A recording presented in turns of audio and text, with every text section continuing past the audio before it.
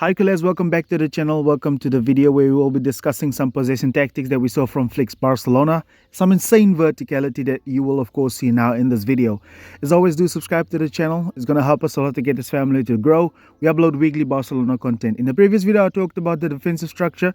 Let's look at some of the possession tactics. There was absolutely nothing new. Centre backs either side of the goalkeeper. We did some wall passes as well. And what struck me was when the ball got to the fullbacks, they weren't scared to get the free man into position where they would find him in space and immediately attack. No slow build-up phase, nothing like that verticality. Like in this instance, you can clearly see here on either side of the centre backs like we normally do in Barcelona. But the verticality is what struck me really, right? Because you can see as once the ball goes to the fullback in this instance, he would find Pablo Torre in midfield in space, right? Because we saw under Xavi a very slow build up, a lot of passes, but no, verticality is the name of the game. And as soon as the ball got to Pablo Torre, he would run forward and play the ball in behind for the winger or the fullback in that instance to get the ball. But this is where it's different. Look at how early that cross was being played for Barcelona. And what's crazy is Lewandowski actually said that with verticality, he's going to score more goals. When City allowed Barcelona to come through the first phase of build-up, you did say that our centre-backs were a lot more adventurous, even when pressed. They would find the pivot and he would play the ball directly into the free eights, a more vertical approach. They wouldn't serve the ball out wide, they would go in behind and try to look for the cross. Many times when Barcelona's central progression was really tightly marked by Barcelona or the cutting of the pass, and then you did see the likes of Pablo Torre, the free eights, come in between the fullback and the centre-back to be an option.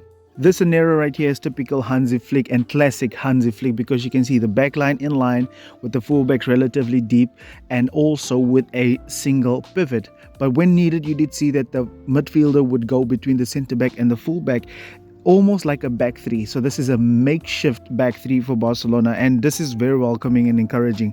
You'll also see the vertical passes. Look at the passes out, could be out wide for the fullback, but instead he played into the winger who is inverted at that second right there. And then you can see Pablo Torre once again, and this is better for me to do this rather than have a static double pivot all the time, maybe in build up. The final third tactics was a lot different from what we used to at Barcelona. We did see that the midfielders did go between the centre-backs and the fullback. Then the fullback would go forward, then the winger would invert. I think somebody like Lamine Yamal and especially Rafinha will enjoy this, especially towards the right-hand side, right?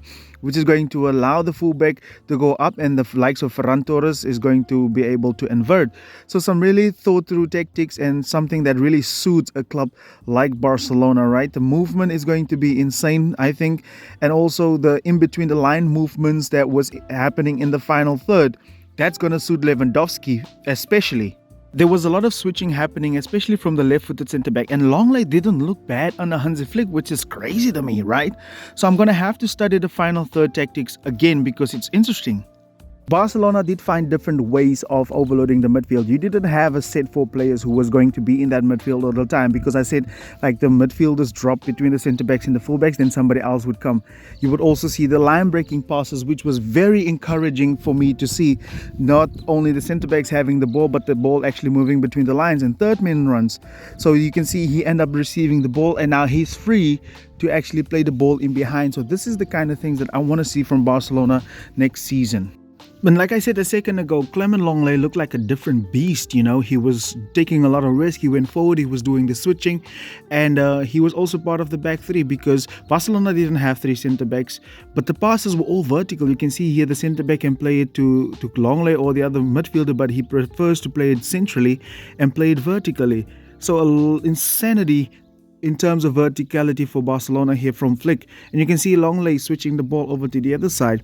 And now when the ball is received on that far side, the ball immediately gets played in behind the defense. How many times have we seen Barcelona actually getting the ball far and wide and then come back to the centre-backs? No, Flick wants the players to play it in behind. So guys, I think I'm going to have to do another video, especially on the final third tactics, and also maybe another video because there was so much to unpack here because you cannot see everything at first glance. Because even if you watch the game like 4 or 5 times, you won't see everything, right?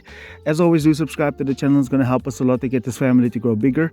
We upload weekly Barcelona content where we only talk about Barcelona and mainly focus on the tactics. If that's you and you want to see how Barcelona play the tactics from the team, please do subscribe to the channel. Thank you very much for watching this this channel. See you in the next one. Goodbye.